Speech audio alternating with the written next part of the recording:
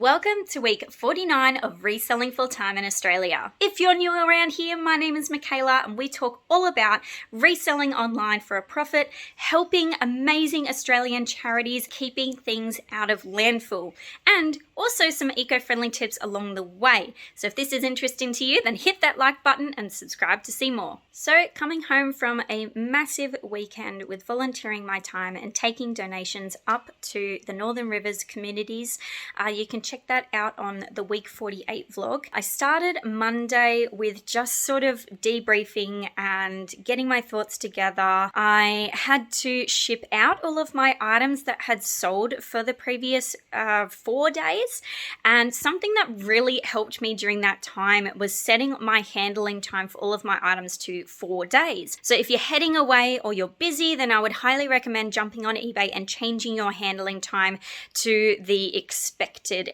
time frame that you'll have available. And I didn't put my store on time away mode or holiday mode. I just feel like this adversely affects the eBay store too much. And for me, I knew I was definitely only going to be away for 4 days. And so that just worked for me and I had no issues whatsoever. So let's check out what sold over the 4 days that I was away and what shipped down on Monday. I have 15 items to send today, and I also have 86 offers that I can send out. So I'm going to send them first and then hopefully get a few more sales I can post out this afternoon.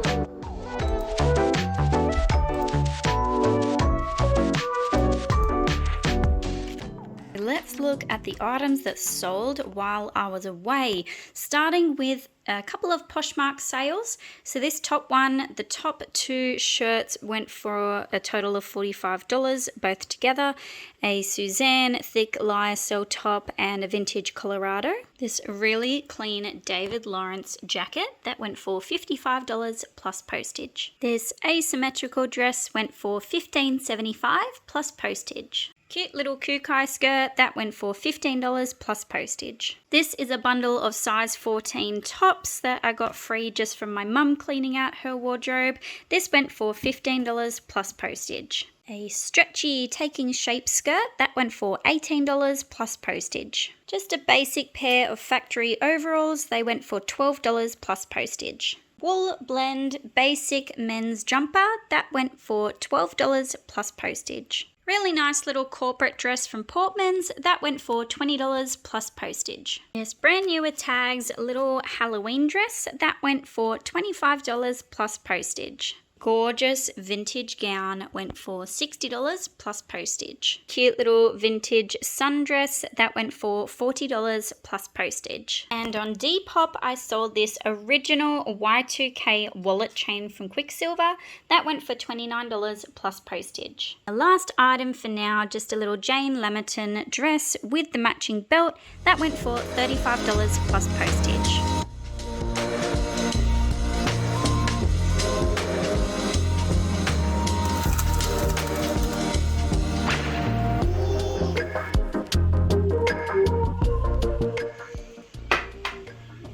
Baby, come on. Tuesday was a me day. I went and got pampered. I went and had a massage. I went and got my hair cut and it's all healthy and beautiful again. I went to a sustainable salon. So if you haven't heard of this initiative, then jump over to their websites. I'll link it in the description below. But Sustainable Salons Australia and New Zealand is an initiative that works with salon owners to help reduce their impact on Mother Earth. And so some of the ways that they do it is they collect all of the hair trimmings, and that is used to clean industrial waste. And then you can also donate longer pieces of hair over 20 centimeters long, and they make wigs for children that have lost their hair due to chemotherapy and other reasons as well. They also provide a comprehensive recycling program so that all of their products and waste can be recycled properly, and they also use all natural products so that the the products aren't harming the people that they're being used on and also Mother Nature down the track. So I was so glad that I could go and support our local business who is a part of that initiative and get myself pampered and sort of reset myself after such a big weekend and go forward with a refreshed soul. And then I did change my handling time back to 2 days for all of my items, but I'm actually going away again tomorrow for another week with a pre-planned family holiday. And so I knew that this was coming up, and last week was meant to be my prepping week. So schedule everything out, get all my videos done, and that sort of disappeared with everything else I was doing. And so now I've had to go back, change my handling time and lower my expectations a little bit. I haven't been able to schedule out as much as I would have liked, but last night and this morning I've been doing lots of photography so that I can sit down this afternoon and schedule out many more listings for the upcoming week. And I've changed back my handling time to 4 days. I had a question on one of my recent YouTube videos about how I store my items. So let's go through how I do that. Once I've photographed an item, I pop it into its designated box. Now, which box the items go in totally depends purely on the space that's available. This e-box had lots of room in it, and so I started photographing and putting straight into there.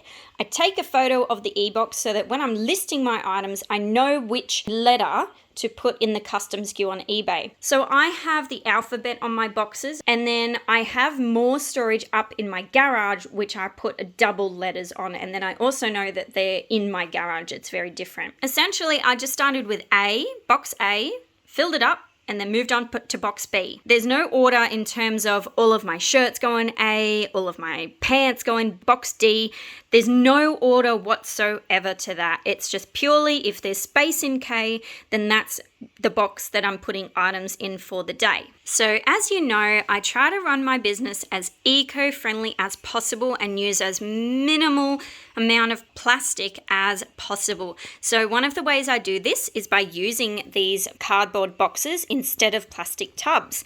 Now these cardboard boxes come with the lids, and they come from a supply chain that supplies pharmacies. So my husband is a pharmacist, and so he brings these home for me every day.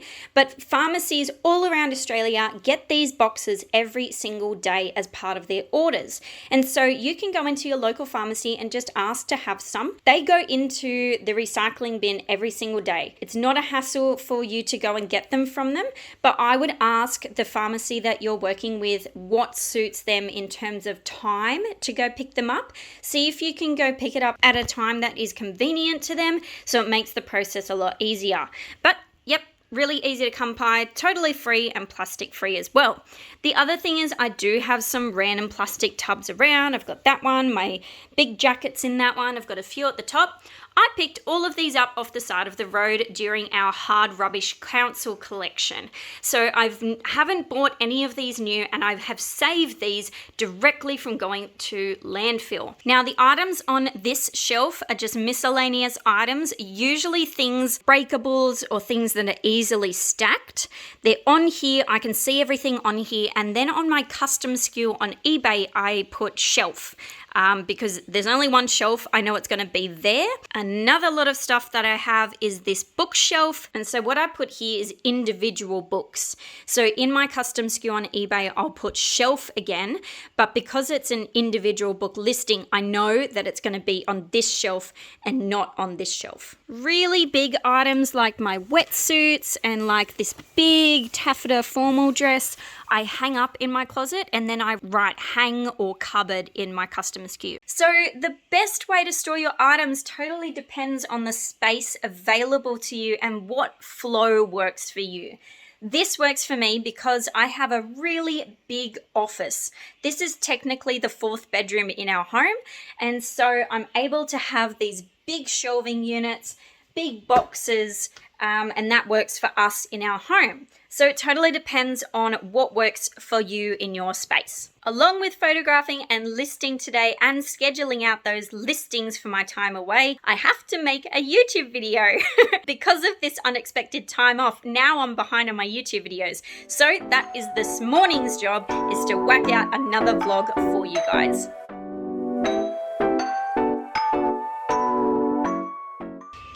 needed a break from editing, so I just thought I'd come out and show you my garden and what's happening in it. So I potted up all of my avocado trees. They are looking a little bit sad, like this one's quite droopy. These couple down here, I've just chopped off all of the leaves that had died and hopefully they come back. My wonderful ginger plant is just glorious, so pretty. We do still have a few little tomatoes here and there, waiting to see if they ripen up to pineapples. This one is definitely getting quite thick, which is cool to see. But this one over here seems to have stopped growing and it's going yellow. It doesn't smell like a pineapple yet, and that's your telltale sign. This will start drying, it stops growing, and then it goes sort of that yellow orange, but it needs to be smelling like a pineapple for it to be ready, but it is very, very close. This is some banana grass that I've planted and they're looking a bit dry, so I might give them a water this afternoon. Banana tree is looking so happy. Rainforest tree is happy, pumpkin vine is happy, and it's the middle of March and my frangipani has finally started flowering. I've been waiting like 3 months for it to flower, and it finally flowers at the end of the season. Isn't it a gorgeous tricolour? So the pumpkin vine comes all the way around our lily pillies, and it's now enjoying our pool fence. Loving life. Still lots and lots of flowers on it. There's lots of baby female pumpkins, but they just don't seem to be getting fertilised and growing. Don't mind my little goat here, just going to town on the grass. But yeah, the garden is doing very well. I'm just so proud of our space and how much we've done and how much it's growing. It's just awesome to come out here. Now, one of the reasons I have been waiting for this to flower is because I chopped this back about 2 years ago, and all of those cuttings are potted up over there. Now, last year this didn't flower, and I couldn't remember what colour flowers it was. And then this year it's taken 3 months for it to flower, but I'm actually wanting to sell those frangipanis on Facebook Marketplace, but I didn't want to sell them until I knew what colour flower they were, because absolutely guaranteed that's the first question I'm going to get. So now that I know which flower it is, I'm going to put these guys on Facebook Marketplace right now.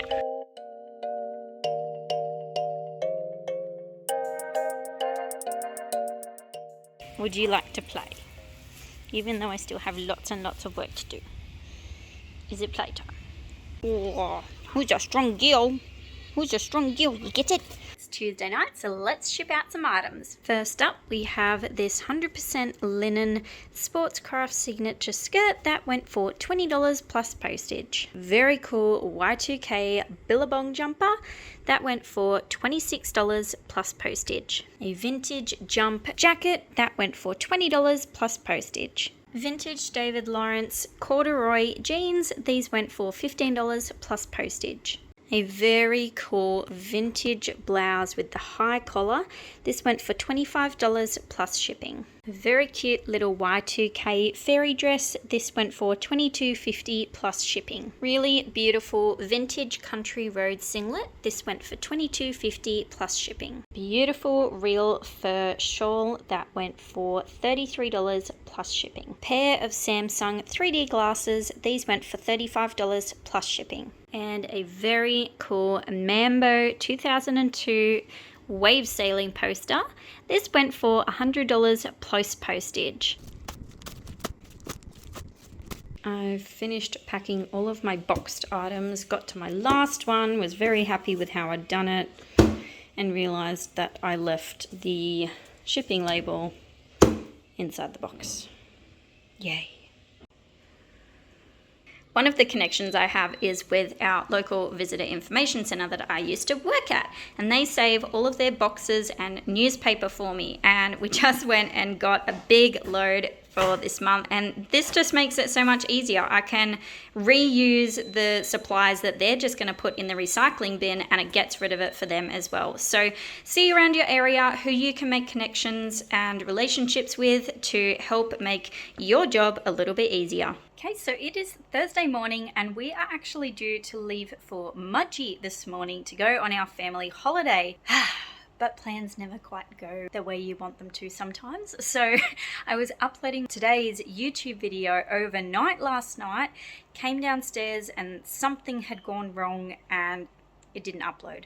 So now I had to start again from this morning. We were meant to leave at about 11:30. It's now 1 o'clock and it's at 78%.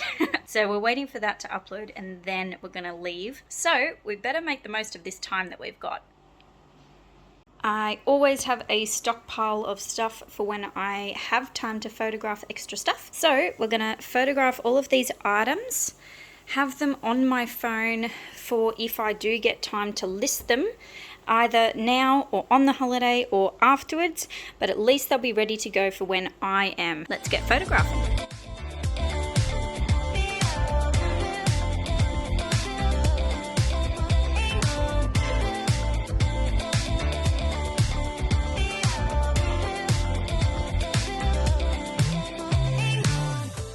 Just want to show you 3 things that make my photography process a lot easier. One is that I use a peg to help my clothes look a lot nicer on my mannequin.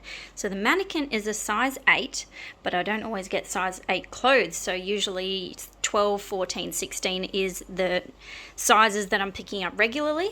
So I'll pop a little peg on the back around the waist just to give a really good representation of how the clothing is meant to sit on the body. 2 is that I take a photo of the box that the items are going into so that when I'm listing, which could be a few days from now or next week, I know which box everything is in because I've already taken a photo of it. I don't have to remember. And before the item goes on my mannequin, I actually take a photo of the Vinnie's tag. So again, when I'm listing, I know exactly how much I've paid for it and it goes straight into my custom SKU. Come on. So close. Oh my god, there's so many steps on YouTube. The suspense is killing me. Hell yeah, let's go!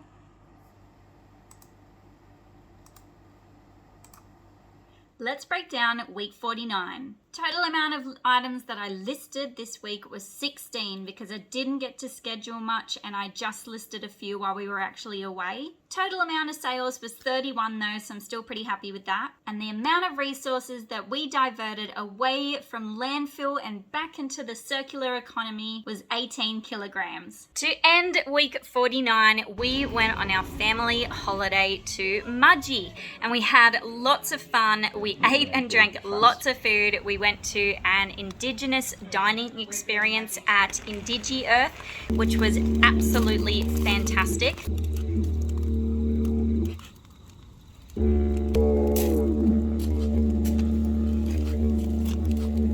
We drank lots of wine, we ate lots of food, we went to the farmer's market, and we just had some really quality family time. Thanks so much for watching. Hit that like button and subscribe to see more. Happy treasure hunting, everyone.